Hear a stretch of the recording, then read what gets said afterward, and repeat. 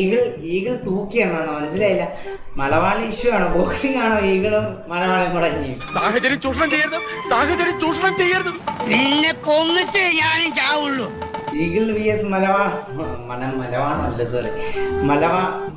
ഒരു മിനിറ്റ്, ഇതെന്താ നാക്കേറി ചുറ്റാണ്. ഇത്രയും നാളായിട്ട് മലയാളം ശരിക്കും പഠിച്ചില്ല എന്ന് പറഞ്ഞാൽ കഷ്ടം തന്നെ.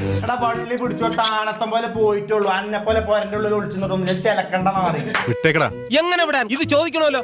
ഞാന് പബ്ലിക്കിൽ ഇറങ്ങി കണ്ടക്ട് ചെയ്ത് തരുന്ന ആളാ. ആണോ? ഭയങ്കര. പബ്ലിക്കിൽ ഇറങ്ങും മറ്റേ എന്റെ മുടിയൊക്കെ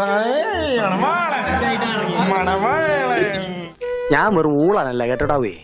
ഈഗിളിനെ ചൊറിഞ്ഞ എന്താ അവസ്ഥ എന്നുള്ളത് ഇവന്മാർക്ക് ഇപ്പോഴും മനസ്സ് അറിവില്ലായ്മയായിരിക്കാം.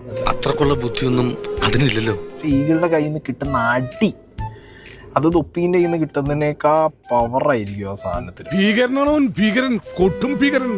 ഈഗിളിന്റെ റേഞ്ച് അതല്ല, ഈഗിളിന്റെ ഒരു ക്രെഡിബിലിറ്റി ഉണ്ട്. ആ ക്രെഡിബിലിറ്റീന്റെ മുകളിൽ ബിൽഡ് ചെയ്തൊരു യൂണിവേഴ്സ് ഉണ്ട് ഈഗിളിന്. എന്തായാലും എല്ലാരും ഒന്ന് കരുതിയിരിക്കുന്നത് നല്ലതാ. അറിഞ്ഞിടത്തോളം അവൻ ചില്ലറക്കാരനാണെന്ന് തോന്നില്ല. അതിൽ കുറെ പരുന്തും കുട്ടികളും ഉണ്ട്. റാഞ്ചി അടിക്കും അവന്മാര്. അവന്റെ ഒരു കൈകുത്തിയാലേ നീയും നിന്റെ അപ്പനും ഈ എഴുന്നേറ്റ് നടക്കത്തില്ല. ഞാൻ പോയിട്ട് വരാം.